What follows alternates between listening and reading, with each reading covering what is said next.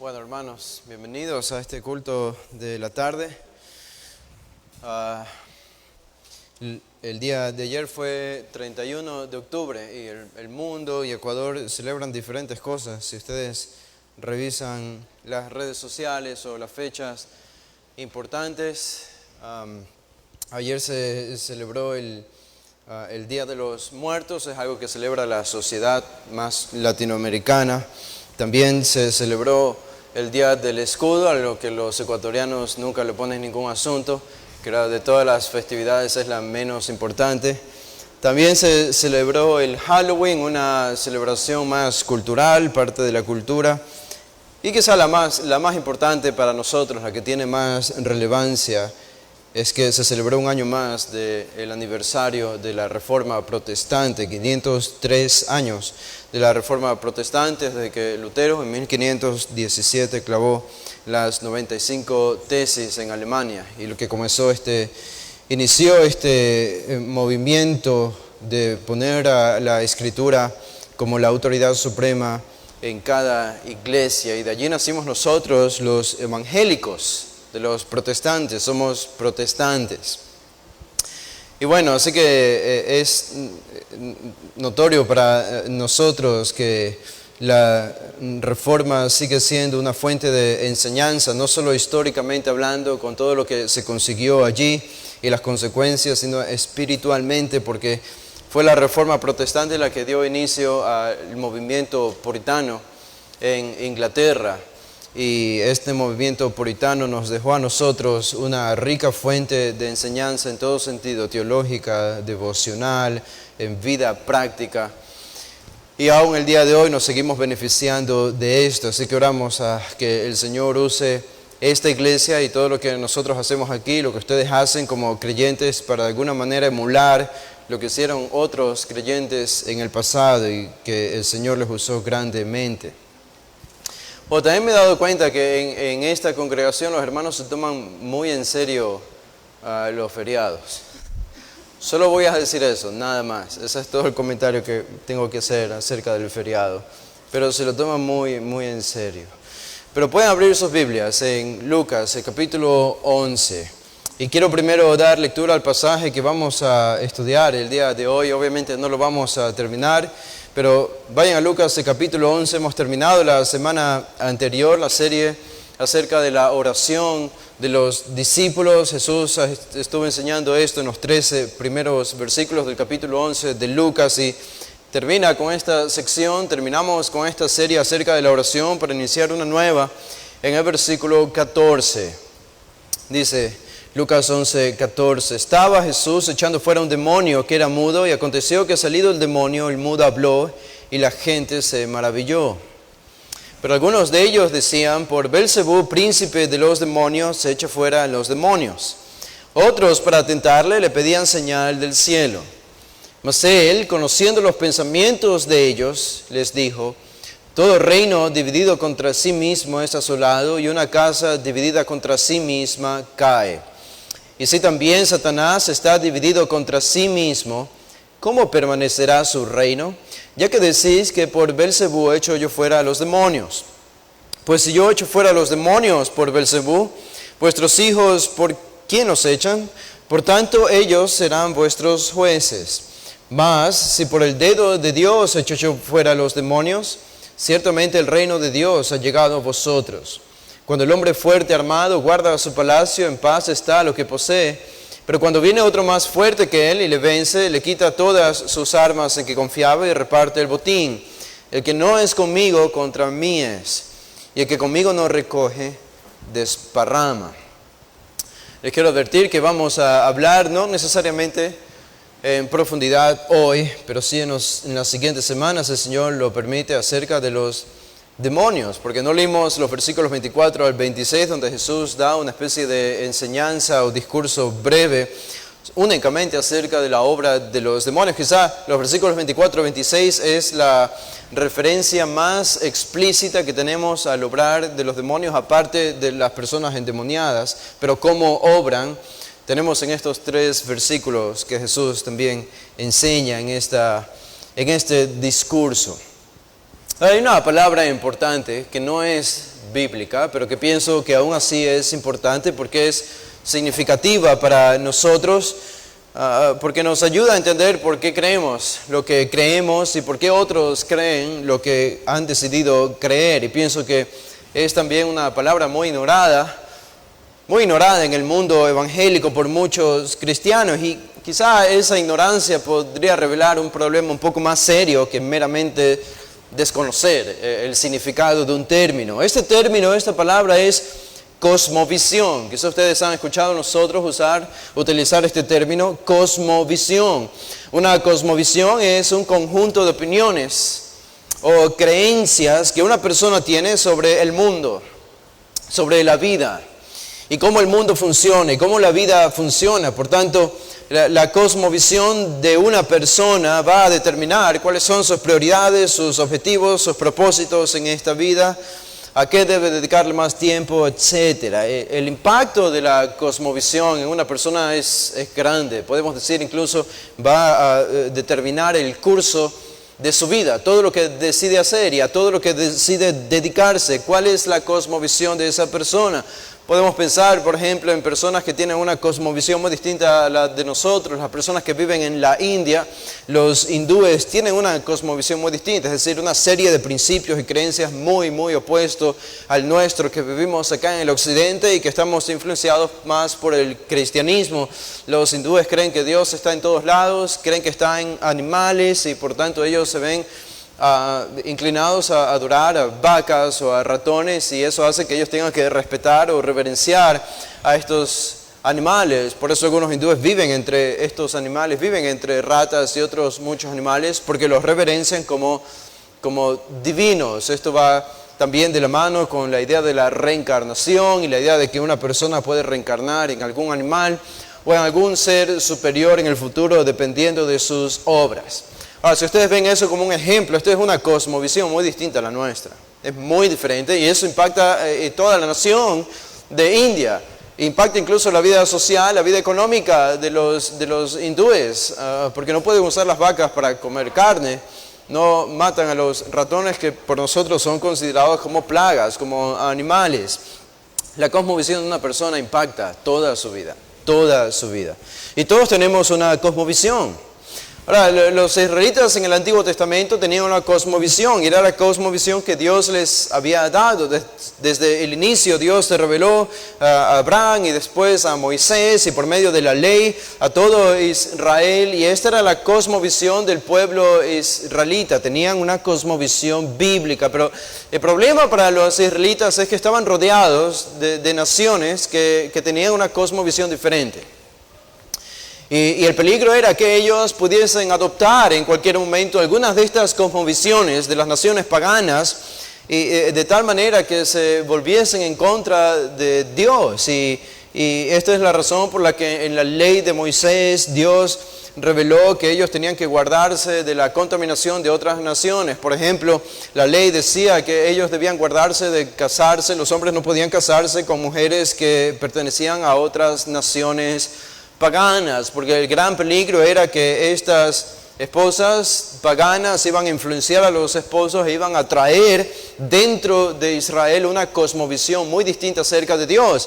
La cosmovisión del mundo en el Antiguo Testamento era idólatra, era la idolatría, eran dioses de la promiscuidad, de la producción, dioses que tenían que ver con la producción de la comida o la reproducción sexual incluso, y esto se lo llevaba a cabo entonces en los templos con la promiscuidad. Y todo esto era peligroso para Israel. Tenían que protegerse, y la ley les protegía por eso de guardarse, a no contaminarse, a no unirse con naciones paganas, porque podían adoptar peligrosamente estas cosmovisiones. Ahora, uno de estos pasajes que encontramos donde se advierte esto, más bien es una especie de ironía, una sátira, una especie de burla contra una de estas cosmovisiones, porque Israel no estuvo siempre obedeciendo al Señor, la historia fue todo lo contrario. Y ellos más bien se vieron infiltrados con estas cosmovisiones. Primero vivieron en Egipto, donde tenían una cosmovisión muy distinta a los egipcios. El Señor los sacó al desierto, pero mientras llegaban y conquistaron Canaán, también las naciones cananitas que rodeaban a Israel estaban llenas de una cosmovisión diferente, llenas de idolatría.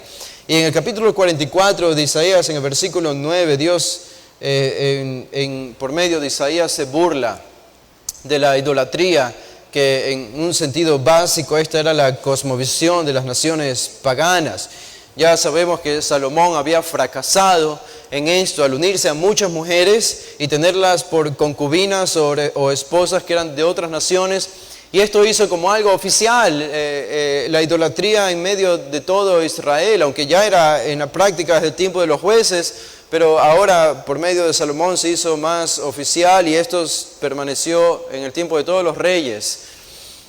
Noten lo que dice el versículo 9 de Isaías 44, los formadores de imágenes de talla, todos ellos son vanidad y lo más precioso de ellos para nada es útil. Y ellos mismos son testigos para su confusión de que los ídolos no ven ni entienden.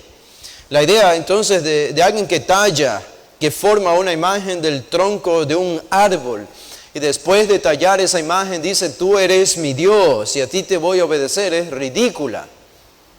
Es una idea torpe, es algo tonto. Dice el versículo 10, la pregunta, ¿quién formó un Dios? ¿O quién fundió una imagen que para nada es de provecho? La idea, ¿acaso nosotros podemos crear un Dios? Porque eso es prácticamente lo que las naciones paganas estaban haciendo. Hacían del tronco de un árbol un ídolo y decían, tú eres mi Dios. ¿Cómo es eso? Entonces, ¿nosotros los hombres creamos dioses o es Dios quien nos creó a nosotros? Esta cosmovisión es una cosmovisión muy lejos del Dios de la Biblia. El versículo 11 dice, aquí que todos los suyos serán avergonzados porque los artífices mismos son hombres. Si el hombre creó un ídolo, entonces el ídolo no es un Dios, es un invento de un hombre. Dice, todos ellos se juntarán, se presentarán, se asombrarán y serán avergonzados a una. Noten la ironía del versículo 12. Noten la burla. El herrero toma la tenaza, trabaja en las ascuas, le da forma con los martillos y trabaja en ello con la fuerza de su brazo. Luego tiene hambre y le faltan las fuerzas. No bebe agua y se desmaya. El versículo 3, el carpintero tiende la regla. Lo señala con almagre, lo labra con los cepillos, le da figura con el compás, lo hace en forma de varón, a semejanza de hombre hermoso para tenerlo en casa. Corta cedros y toma ciprés y encina que crecen entre los árboles del bosque, planta pino que se críe con la lluvia. De él se sirve luego el hombre para quemar y toma de ellos para calentarse, enciende también el horno y cuece panes, hace además un dios y lo adora. Fabrica un ídolo y se arrodilla delante de él. ¿Cómo es eso entonces? Usan los árboles que ellos mismos plantaron, cortan los troncos de estos árboles. La mitad de un tronco sirve para ponerlo en el horno, para cocinar, para calentarse. Pero la otra mitad resulta que es más divina. Y entonces la otra mitad sirve para ser un dios. Dice el versículo 16, parte del leño quema en el fuego, con parte de él come carne, prepara un asado y se sacia, después se calienta y dice, oh, me he calentado, he visto el fuego, y hace del sobrante un dios. ¿Cómo es que una parte del tronco es para el uso cotidiano y la otra parte del mismo tronco es un dios? Lo adora y le ruega diciendo, líbrame, porque mi Dios eres tú. Ustedes notan la ironía, la sátira, la burla. Ustedes notan la irracionalidad de la idolatría. Adorar a dioses inventados por el hombre. Ellos no existen, no hablan, no se mueven. Pero el hombre les llama, mi Dios eres tú. Y los adoran y los tienen en casa. Esta es la burla de Dios para Israel. Esta no es para las naciones paganas necesariamente. Para Israel, que había adoptado la idolatría primero en el campamento, en el tiempo de Moisés y después dentro de sus ciudades habían adoptado la idolatría, habían adoptado la cosmovisión de las naciones paganas. Ahora, el tiempo pasó y la idolatría terminó con el exilio. Dios de alguna manera purificó la idolatría del pueblo de Israel cuando se los llevó con Nabucodonosor a Babilonia y estuvieron allá años, una generación entera, hasta que volvieron a Jerusalén, reconstruyeron el templo, la ciudad, las murallas, en el tiempo de Esdras, Nehemías, Zorobabel, y no hubo más idolatría. No hubo más idolatría para Israel. La cosmovisión cristiana, nuestra cosmovisión, ha sido la cosmovisión del mundo desde que el cristianismo surgió en el libro de los Hechos hasta que se hizo parte oficial del Imperio Romano en el siglo IV. Y esa ha sido la cosmovisión del mundo occidental que inició en Asia, en Europa, en Norteamérica y en Latinoamérica. Decimos cristiano, o digo cristiano en un sentido muy general, no solo pensando en los evangélicos, sino de manera muy general. Esta ha sido la cosmovisión de nuestro mundo occidental, hasta incluso la Reforma Protestante. La Reforma Protestante, a la que hicimos mención y ayer recordamos el día de la Reforma Protestante, fue el retorno al verdadero evangelio, al evangelio bíblico que la Iglesia Católica Romana había olvidado, había puesto bajo los pies de los sacerdotes, empolvado. Allí estaba el evangelio, pero fue recobrado por la Reforma Protestante y entonces comenzó un nuevo movimiento, un movimiento verdadero, cristianamente verdadero. Pero hablando de cosmovisiones,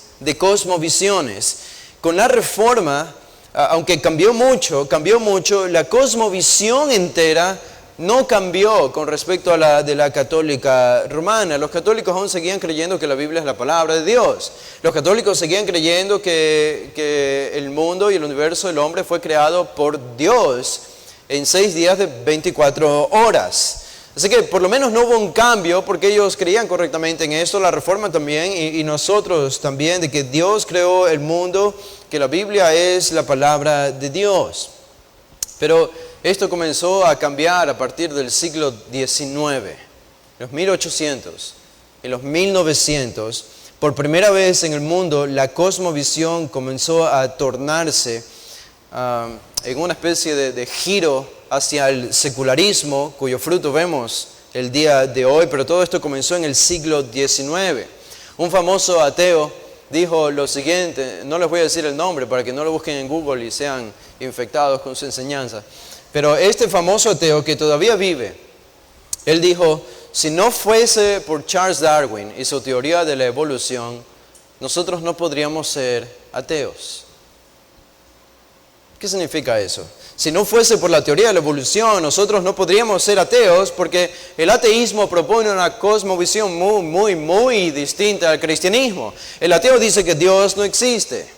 Y el ateo entonces tiene que explicar cómo inició el mundo, cómo inició la vida, de dónde viene el universo, pero no podían explicarlo antes de Charles Darwin.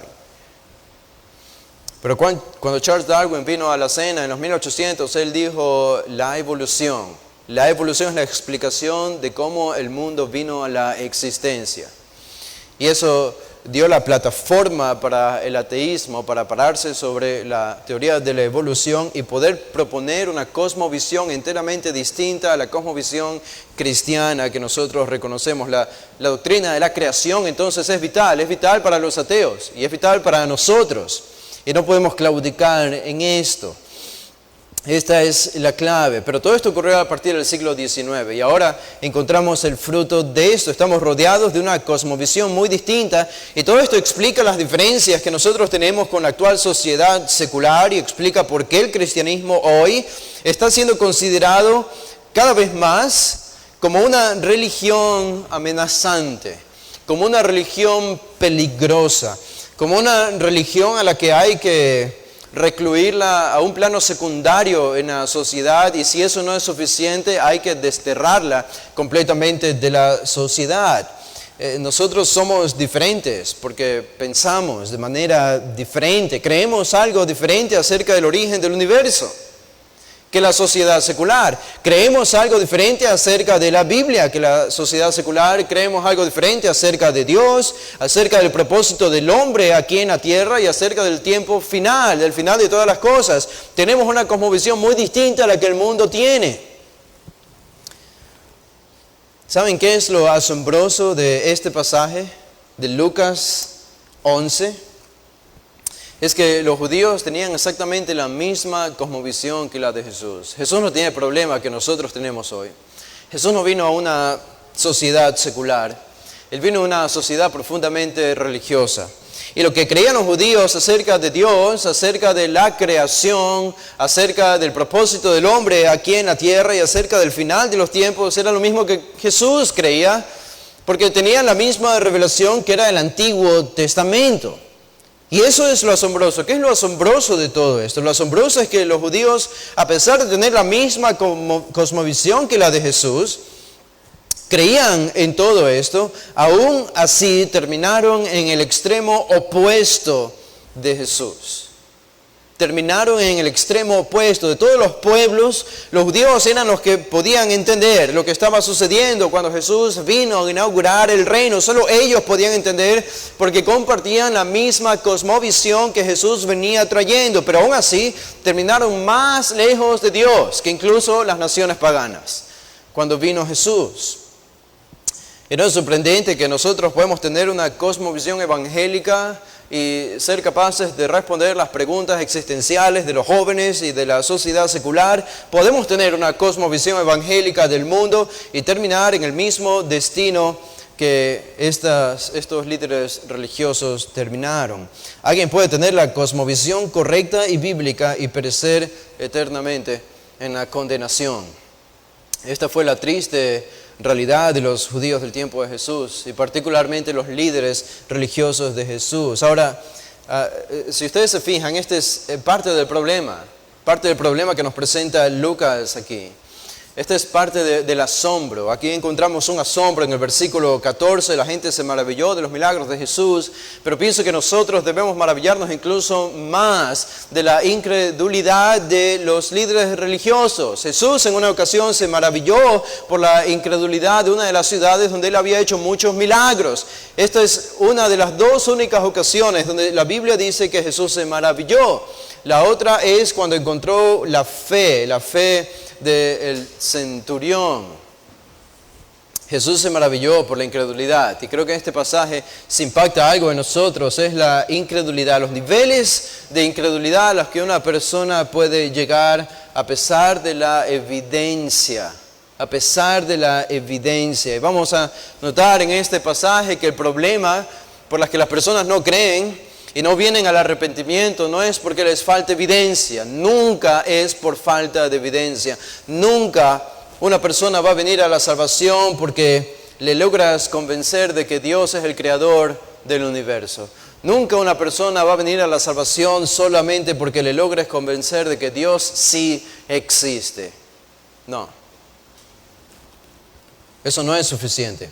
El problema de la incredulidad no es falta de evidencias, el problema es moral, como vamos a encontrar aquí. Es un deseo interno de rechazar al Dios de la Biblia, a Jesús de la Biblia y amar el pecado. Ahora, ¿dónde nosotros nos encontramos en la cronología de Lucas? Porque hay algo interesante aquí que yo quisiera mostrarles.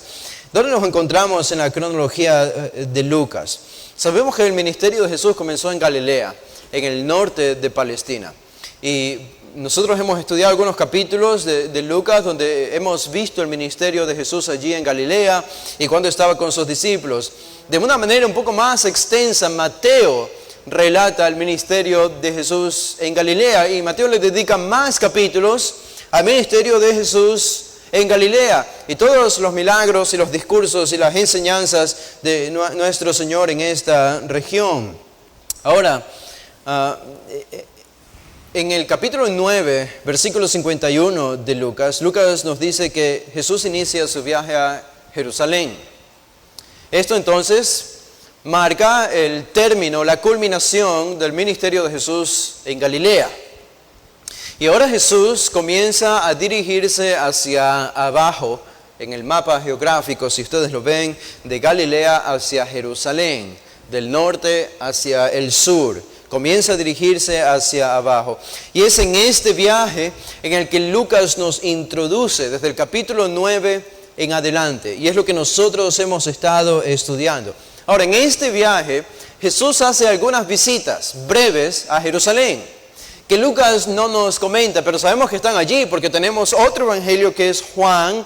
Y Juan nos dice lo que Jesús hizo y enseñó en Jerusalén. Y por eso sabemos que en este viaje de Jesús a Jerusalén, Jesús ya había llegado cerca de Jerusalén, entró a Jerusalén por un tiempo muy breve y volvió a salir de Jerusalén algunas veces hasta que finalmente decidió entrar para ser crucificado cuando celebró la última Pascua, el último año, la tercera Pascua de su ministerio. Así que estamos nosotros en el viaje. Ahora, el doctor Edersheim dice que Jesús estuvo un tiempo en Perea. Y eso tiene sentido, porque Juan 10, 39 y 40 nos dice que Jesús fue, cuando vio la persecución y el odio de los judíos en Jerusalén, Juan nos dice que Jesús se fue a la región más allá del Jordán, donde Juan el Bautista había tenido su ministerio de bautismo y de predicación. Allá se fue Jesús, nos dice Juan 10, 39 y 40. Y esta región es Perea. Perea. Allí es donde Juan el Bautista tuvo su ministerio. Y Jesús estuvo aproximadamente en esta región de Perea alrededor de unos 6 meses. 6 meses. Perea está más cerca de Jerusalén, esto ya fuera de la región de Galilea. Jesús ya había descendido, pero no se quedó en Jerusalén obviamente, sino que se fue a Perea. Y en estos 6 meses, ningún evangelista nos dice lo que Jesús hizo en esos meses de ministerio en Perea, excepto por Lucas. Y Lucas, en estos capítulos que tenemos del 11 al 17, Lucas nos dice lo que Jesús hizo en esta región de Perea. Probablemente lo más seguro es que estuvo moviéndose de una aldea a otra, quizá cruzó el Jordán y volvió a regresar, pero estuvo más o menos cerca de esta región, rodeando esta región. Y después de esto entonces participaría en la última Pascua en Jerusalén, donde sería crucificado.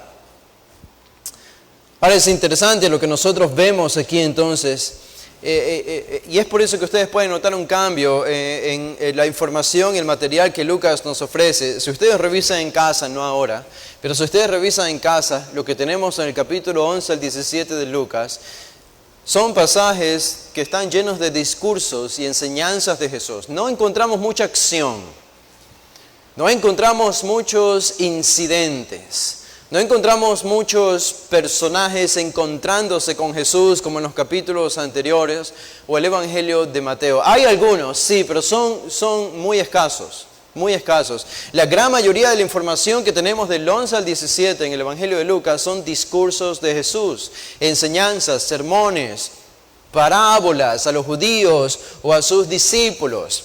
Y de hecho ustedes van a notar que algunas de estas enseñanzas son las mismas que encontramos en el Evangelio de Mateo, pero Mateo las ubica en el Sermón del Monte, es decir, cuando Jesús estaba en Galilea, en el primer año de su ministerio. Pero aquí estamos ya en el último año del ministerio de Jesús. Y aún así, Lucas nos dice que Jesús enseñó lo mismo entonces que él había enseñado en Galilea al iniciar su ministerio. Y esto explica la repetición. Ustedes se van a dar cuenta que Lucas incluye algunas secciones del sermón del monte en los capítulos que siguen al 11, 12, 13 y 14. ¿Por qué es esto?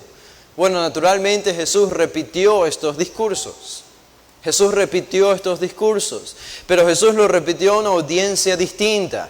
Primero enseñó el sermón del monte en Galilea y ahora que estaba al final de su ministerio en Perea, Él vuelve a enseñar estos discursos antes de entrar a Jerusalén para ser crucificado. Y hay una cosa más que notamos, y es que al final de su ministerio, la enemistad con los líderes judíos se había desarrollado mucho más. Y esta es la nueva connotación que nosotros tenemos ahora en el ministerio de Jesús.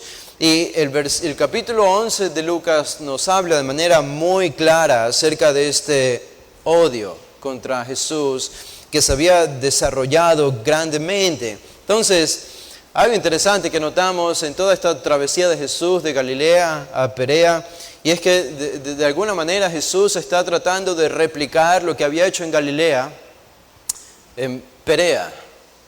Primero haciendo milagros, dando discursos, y ahora está replicando exactamente lo mismo en Perea, hacia el final de su ministerio. Esto explica por qué Lucas repite los discursos que Jesús enseñó en el Sermón del Monte. Pero no pensemos que simplemente los está incluyendo allí de manera aleatoria, sino que este es el ministerio de Jesús en Perea. Es una audiencia distinta. Ahora, la acusación que nosotros tenemos aquí contra Jesús, entonces, en esta sección, que comenzó con el Padre Nuestro, algo que Jesús también enseñó temprano, ya había enseñado en Galilea a sus discípulos, ahora lo vuelve a reiterar, pero en este caso probablemente estando en Perea, y que continúa con esta porción que tenemos ahora del incidente de Jesús echando fuera un demonio y la respuesta de los líderes religiosos, la incredulidad de ellos. Esta acusación que se hace contra Jesús, en el versículo 15 dice: pero algunos de ellos decían, por Belzebú, príncipe de los demonios, echa fuera los demonios. Esta es una acusación seria contra Jesús, pero probablemente viene como resultado ya de la resolución de los judíos de destruir a Jesús. En Mateo 12:14, ellos resolvieron destruir y matar a Jesús. Y probablemente esta acusación no habría sido la primera vez que Jesús la escuchaba de parte de estos líderes religiosos.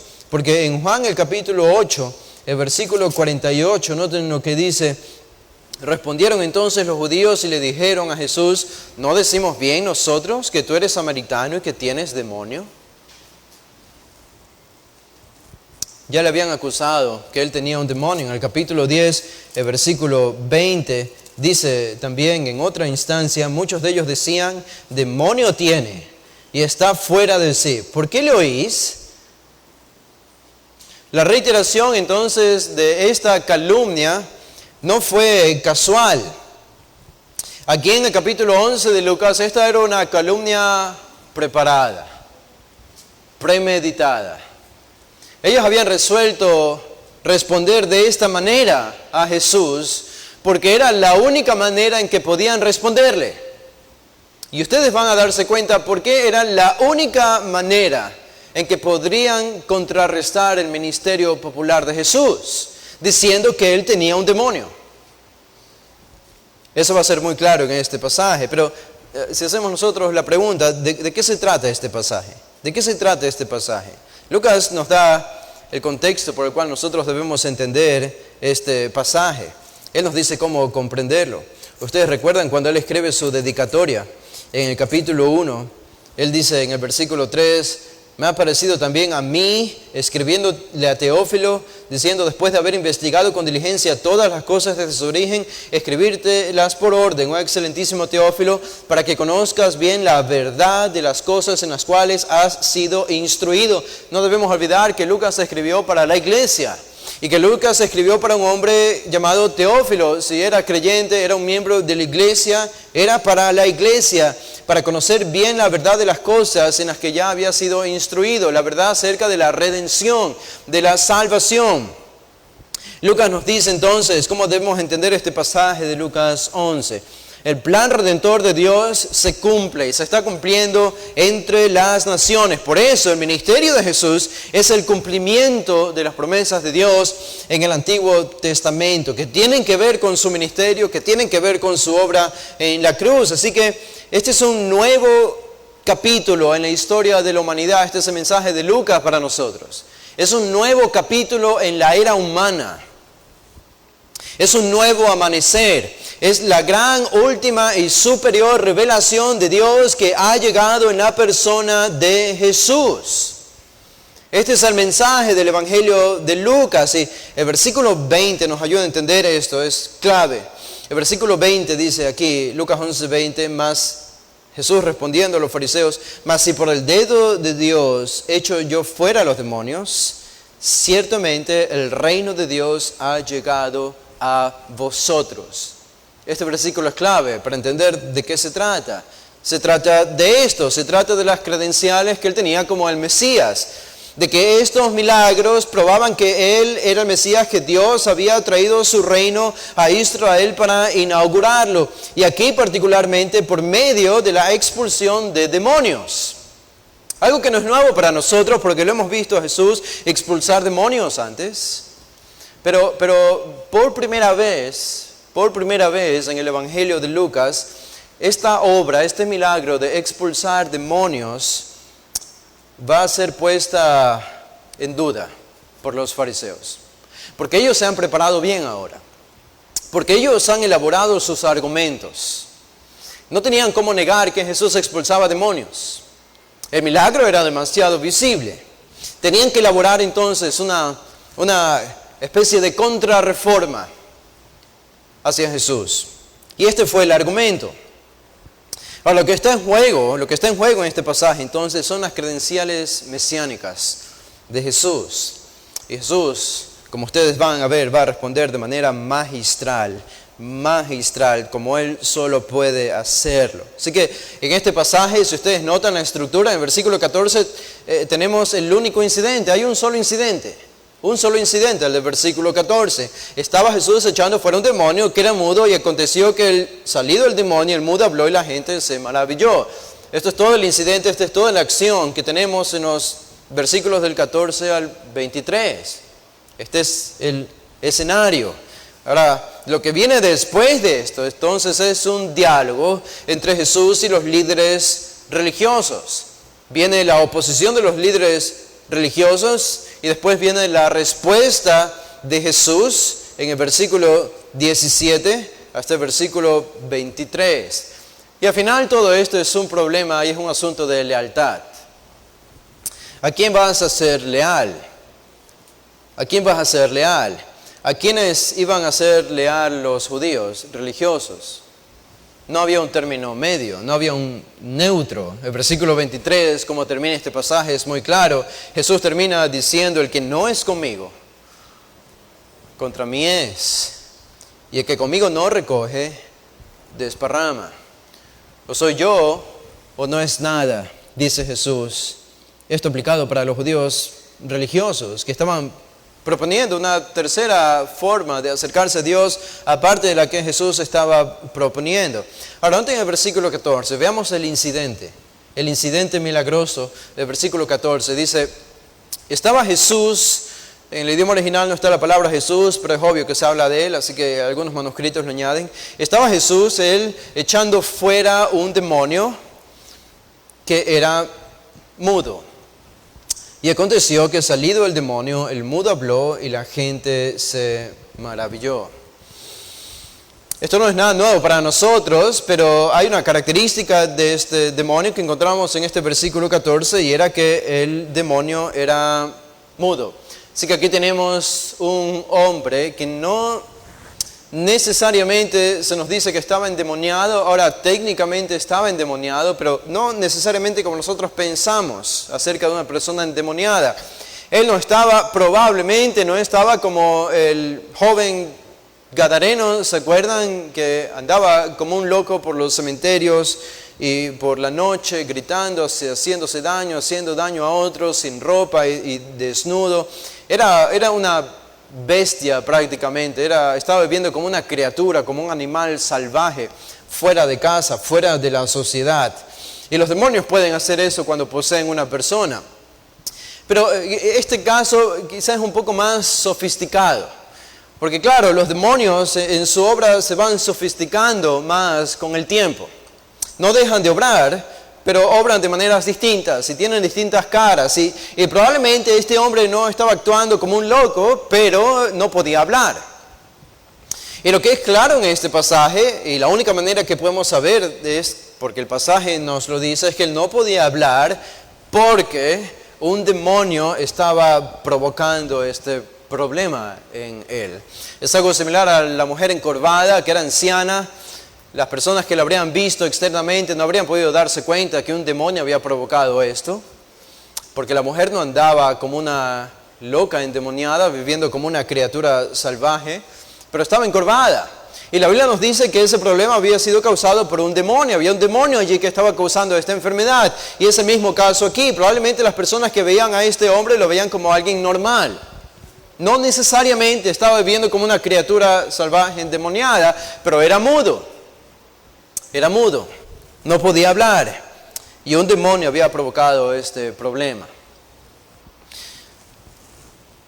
Ahora, lo que tenemos aquí es interesante porque los judíos del tiempo de Jesús no tenían mucha información acerca de los demonios. Los rabinos habían escrito algunas cosas interesantes acerca de esto que lo podemos revisar más adelante, pero basándose solo en el Antiguo Testamento, los judíos no podían conocer mucho acerca de los demonios.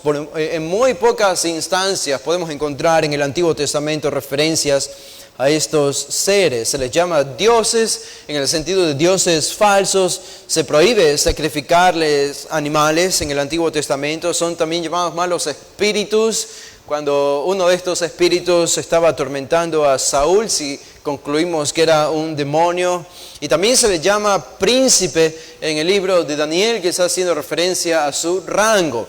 Aparte de esto, los judíos no podían conocer mucho más acerca de la obra de los demonios, pero es interesante que en todos los años que encontramos de la historia de Israel en el Antiguo Testamento, a pesar de que son muchos más que 3 años que tenemos en los Evangelios, son 3 años del ministerio de Jesús. En estos 3 años del ministerio de Jesús encontramos más actividad demoníaca que en todos los cientos de años del Antiguo Testamento. En 3 años del ministerio de Jesús hay más actividad demoníaca que en todo el Antiguo Testamento junto.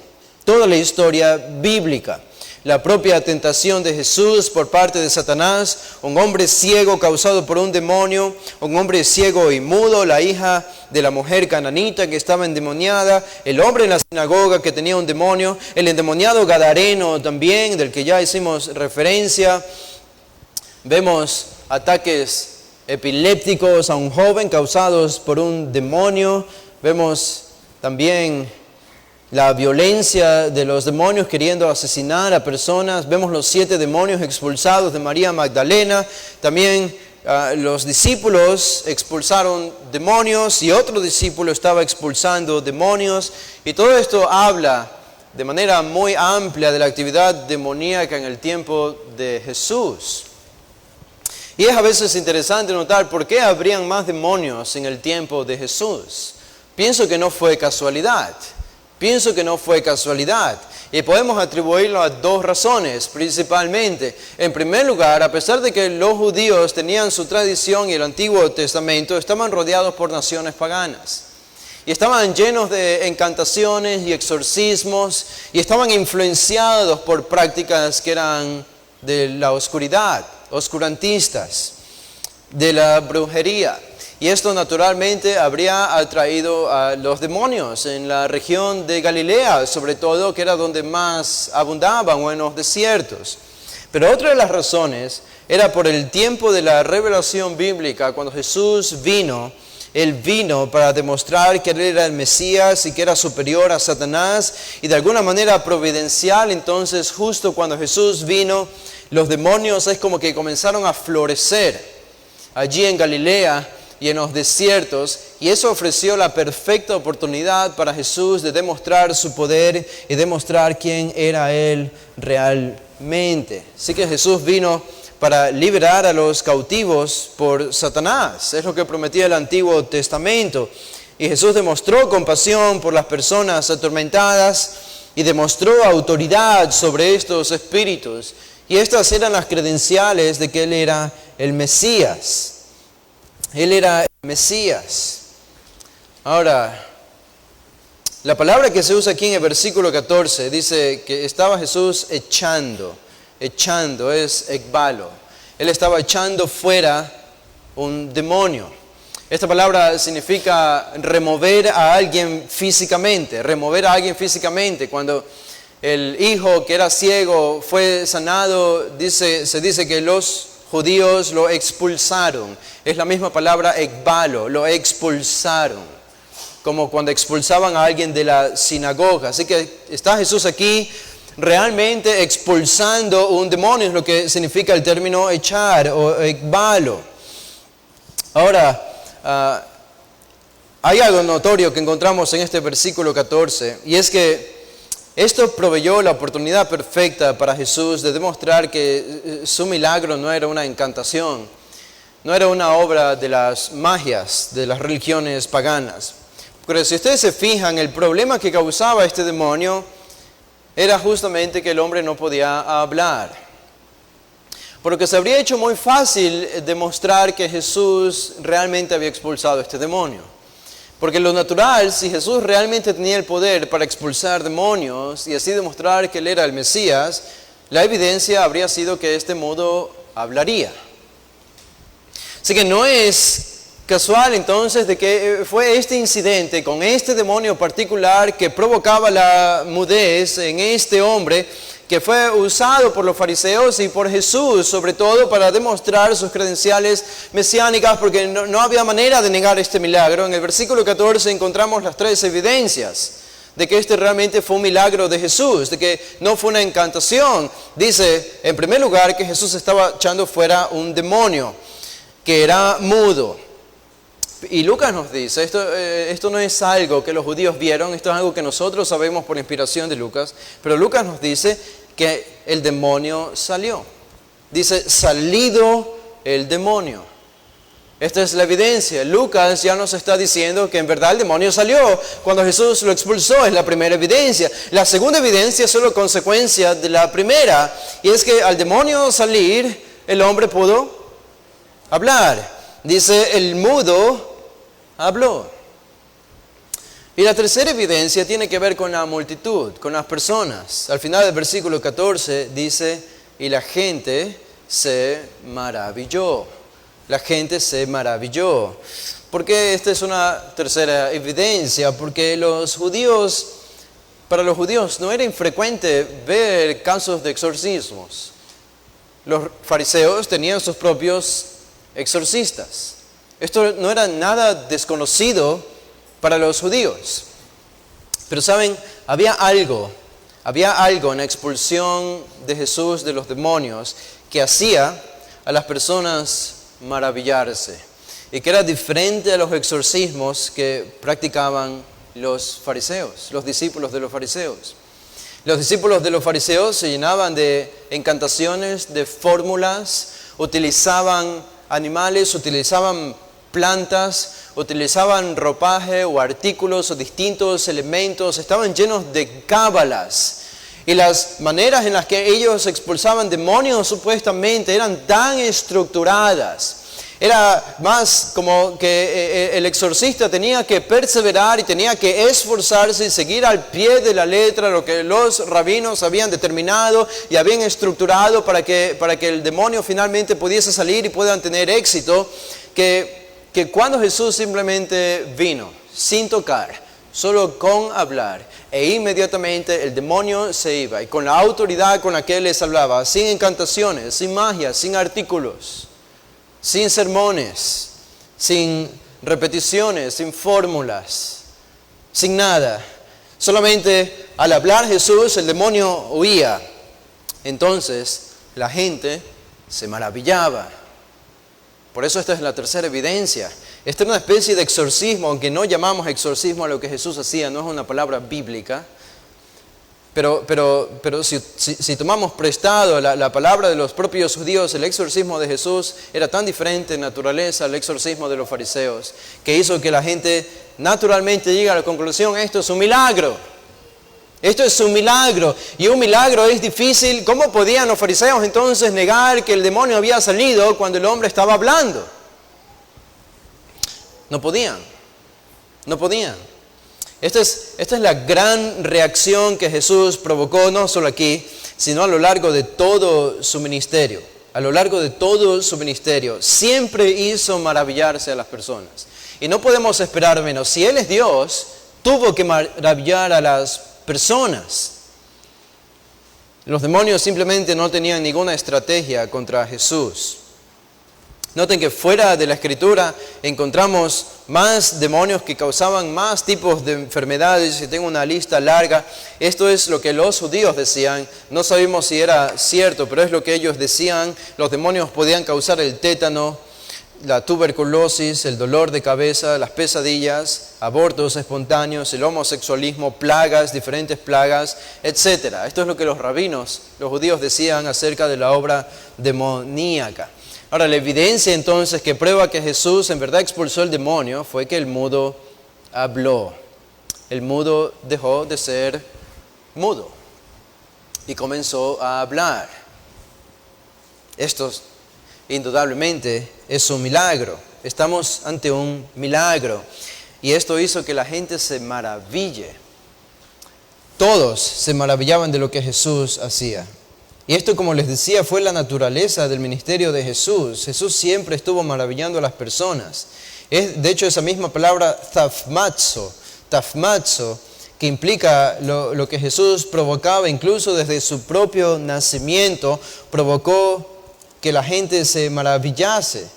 En el capítulo 1 de Lucas, el versículo 21 dice, el pueblo estaba esperando a Zacarías, el papá de Juan, y se extrañaba o se maravillaba de que él demorase en el santuario. Esto no tiene que ver directamente con Jesús, pero sí indirectamente con Jesús. Y ya la gente comenzaba a extrañarse porque Zacarías había recibido la visión, un ángel se le había aparecido y por eso demoraba. Y esto tiene que ver con el anuncio del nacimiento de Jesús, porque es el anuncio del nacimiento de Juan el Bautista, su precursor, y ya comienza a generar esta maravilla, esta sorpresa en las personas. En el capítulo 12, versículo 18, tenemos otra historia de la natividad de Jesús acerca de los pastores. Dice, y todos los que oyeron se maravillaron de lo que los pastores les decían acerca de Jesús que había nacido. El versículo 33, y José y su madre estaban maravillados de todo lo que se decía de él. Aún antes de hacer su primer milagro, la gente ya se maravillaba de Jesús. Y esta fue simplemente la tónica de su ministerio, porque Jesús no era como cualquier otro hombre. En el capítulo 8, versículo 25 dice, y les dijo, ¿dónde está vuestra fe? Y atemorizados los discípulos se maravillaban y se decían unos a otros, ¿quién es este que aún a los vientos y a las aguas manda y le obedecen? Aún a sus propios discípulos Jesús maravillaba. Sus propias enseñanzas, no solo sus sermones, o no solo sus milagros, sino sus sermones y sus discursos causaban maravilla en las personas. En el capítulo 4, versículo 22 dice, y todos daban buen testimonio de él y estaban maravillados de las palabras de gracia que salían de su boca y decían, ¿no es este el hijo de José? Y esto solo en referencia a sus palabras, a sus sermones. En el capítulo 9, el versículo 43, también tenemos esta misma palabra, aparece y es lo que causaba Jesús. 9:43 dice, todos se admiraban de la grandeza de Dios cuando Jesús sanó a otro endemoniado. Todos se admiraban, se maravillaban, tafmazo, de la grandeza de Dios al ver los milagros de Jesús. ¿Cuál es la referencia para nosotros aquí? Esta es una emoción, es una respuesta emocional de la multitud. Al ver a Jesús, los milagros que hacía, ellos se maravillaban, pero nosotros tenemos que ir más allá de eso. No podemos quedarnos en emoción. Si toda la explicación de este versículo 14 es que la gente se maravilló, nosotros hemos fracasado, porque la maravilla en sí misma no significa nada. Pero nos ayuda a entender el hecho de que Isaías había dicho algo al respecto. En Isaías, de modo profético, cientos de años antes, en el capítulo 35, noten lo que dice. Hablando del futuro glorioso de Jerusalén y de Israel, la futura gloria, en medio de mensajes que hablaban de la destrucción de Jerusalén Y en medio de la cautividad de los judíos y las amenazas por su desobediencia, Dios les da un consuelo, hablando de lo que sucedería en el futuro. Noten el versículo 1. ¿Y cómo comienza este consuelo? Isaías 35:1 dice: se alegrarán el desierto y la soledad. El yermo se gozará y florecerá como la rosa. Florecerá profusamente. Y también se alegrará y cantará con júbilo. La gloria del Líbano les será dada, la hermosura del Carmelo y de Sarón. Ellos verán la gloria de Jehová, la hermosura del Dios nuestro. Los israelitas verían la gloria de Dios incluso en la naturaleza, en el desierto, floreciendo. En el futuro, este es un futuro todavía. Noten el versículo 3: fortaleced las manos cansadas, afirmad las rodillas endebles, decid a los de corazón apocado, esforzaos, no temáis. Y aquí que vuestro Dios viene con retribución, con pago. Dios mismo vendrá y os salvará. Esto va a suceder en el futuro. Tengan ánimo. Pero noten el más importante, versículo 5. Entonces los ojos de los ciegos serán abiertos y los oídos de los sordos se abrirán. Entonces el cojo saltará como un ciervo y cantará la lengua del mudo. Porque aguas serán cavadas en el desierto y torrentes en la soledad. Estos versículos 5 y 6 son una premonición, son una profecía del ministerio de Jesús en Israel antes de su crucifixión. La gloria de Israel vendrá después, muchos años después, en un futuro para nosotros. Pero aquí se inserta el ministerio de Jesús y lo que iba a provocar el ministerio de Jesús. Espiritualmente entendemos. Espiritualmente también los ciegos verían y los sordos escucharían, pero físicamente también Jesús traería el reino de Dios aquí en la tierra. ¿Y qué pueden esperar si Dios vive aquí en la tierra? No puede haber pecado y no puede haber consecuencias del pecado estando cerca de Jesús. Por lo tanto, no pueden existir sordos en el reino de Dios. No pueden existir ciegos en el reino de Dios. Eso no tiene sentido. No pueden existir mudos ni cojos en el reino de Dios. Eso no tiene sentido. Eso no tiene sentido porque Dios destruye las repercusiones del pecado y quita el pecado completamente y lo hace todo perfecto, y en su reino todo tiene que ser perfecto. Y eso es lo que Jesús hizo en Jerusalén, en Galilea y en Perea. Por eso hizo milagros. Por eso hizo milagros. Así que estos versículos son usados por Mateo y por Lucas para hacer referencia al ministerio de Jesús. En su tiempo, entonces, esta profecía se cumplió parcialmente, porque Jesús desterró la enfermedad de Galilea, pero se cumplirá completamente cuando llegue el tiempo del fin y Cristo regrese en su gloria aquí en la tierra. Entonces, para terminar y regresando a Lucas 11, cuando vemos que Jesús expulsó este demonio y el hombre habló y la gente se maravilló, tenemos que pensar en esto. Tenemos que pensar. Esta es una emoción, es la respuesta de la multitud, pero es más que eso. Esto revela el verdadero carácter de Jesús. Esto revela por qué Jesús expulsó demonios y por qué Jesús sanó enfermos. Lo hizo por compasión. Pero lo hizo para demostrar que en verdad Dios estaba en medio de ellos. Para demostrar que en verdad, como Él dice en el versículo 20, el reino de Dios había llegado a ellos. Estaba entre ellos y en medio de ellos. Y a pesar de que este milagro era innegable, lo que sorprende de todo es el versículo 15. El versículo 15 es la respuesta incrédula de los fariseos. Noten lo que dice. Pero algunos de ellos decían: no hizo milagro. No, ese no fue el argumento. No podían negar que fue un milagro, ¿se dan cuenta? Tenían que afirmar que fue un milagro porque fue notorio y evidente que el mudo hablaba. Dice, es por Belcebú. Por Belcebú, príncipe de los demonios, es que echa fuera a los demonios. No podemos negar que echó fuera un demonio, pero lo hace por el poder de Satanás, que es Belcebú, príncipe de los demonios. Esta fue la incredulidad más abyecta, más endurecida. Y Jesús va a darles una gran lección. Esta es una respuesta, y Jesús va a darles algunas razones por qué esto no puede ser posible. Jesús va a darles razones lógicas. razones morales y razones espirituales de por qué es imposible de que él haya expulsado el demonio por Belcebú. Y esto nos enseña a nosotros que la incredulidad viene a una persona, las personas no creen en Dios, no creen en Cristo, no se arrepienten, no porque tengan algún problema existencial, no porque tengan algún problema lógico o racional. No es en el plano de los argumentos que la gente decide rechazar. Eso es lo que los judíos quisieron hacer creer a la multitud. Jesús va a demostrar algo muy diferente a esto. Es un problema moral, es un problema espiritual. Bueno, nosotros vamos a seguir analizando este pasaje en las semanas que vienen y vamos a analizar la respuesta de Jesús aquí. Y quizás la pregunta para nosotros es, ¿qué tipo de maravilla causa Jesús en nosotros?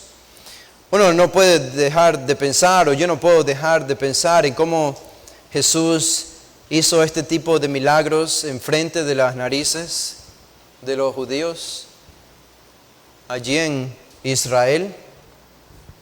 Y aún así ellos vinieron con el argumento más ridículo que podían venir.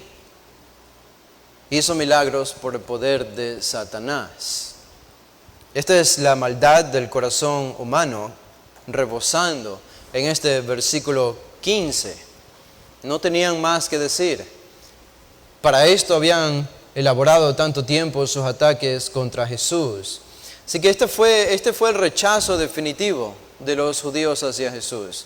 Lo que tenemos en la crucifixión es simplemente una consecuencia de lo que encontramos aquí. Porque es en este instante en el que Jesús entiende, aunque ya sabía, pero Jesús entiende que ellos habían determinado no creerle, aunque Él haya hecho 300 milagros delante de sus narices, aunque Jesús haya flotado en el cielo y les haya mostrado su gloria como en la transfiguración, ellos seguirían sin creer en su incredulidad porque habían resuelto encerrar su corazón a Jesús. Porque es un problema moral y el problema moral no puede ser resuelto con un argumento o con discusiones filosóficas.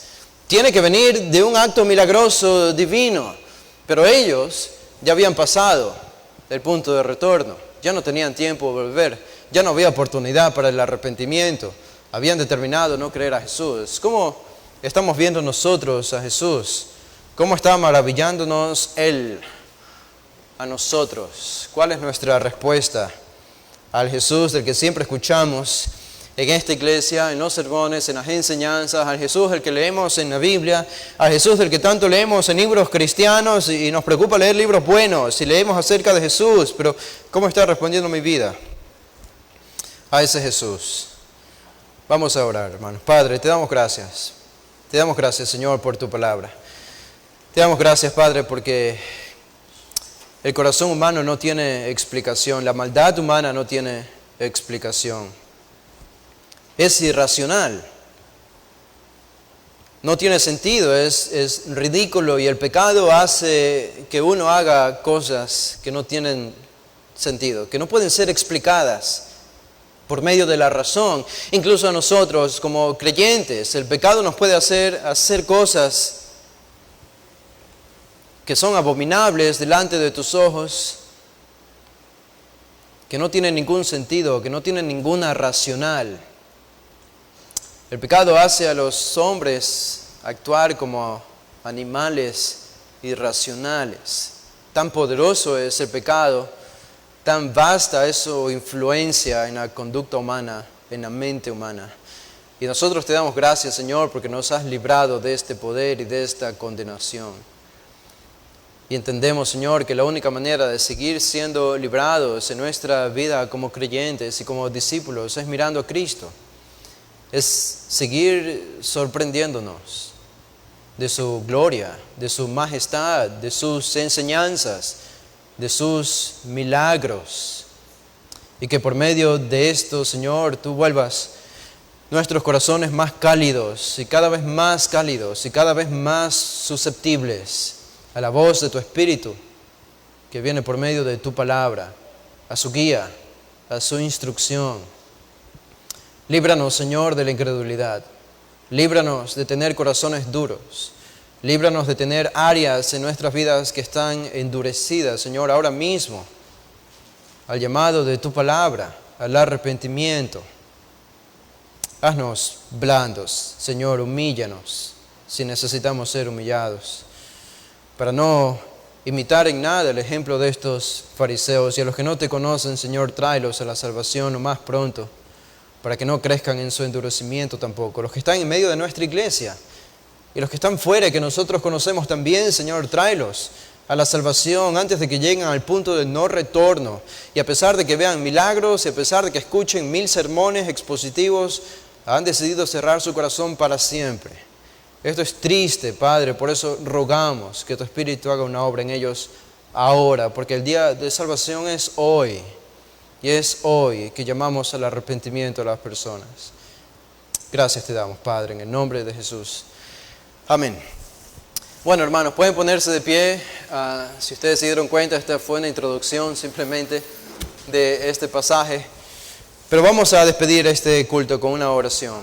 Padre, te damos gracias, Señor, por este tiempo que nos has permitido tener de tu palabra hoy en la mañana, participar de la cena y recordar el sacrificio de tu Hijo a favor nuestro. Te damos gracias, Señor, por la obra que tú continúas haciendo en nosotros, y ahora que vamos a nuestros hogares, rogamos, Señor, tu protección, y en el inicio de esta semana ayúdanos, Señor, a guardar estos principios en nuestros corazones, a perseverar en nuestra devoción, en nuestra meditación, en nuestra oración. Necesitamos tu ayuda, Señor, y el poder de tu Espíritu que esté en nosotros. Nos despedimos, Padre, encomendándonos en tus manos, en el nombre de Jesús. Amén.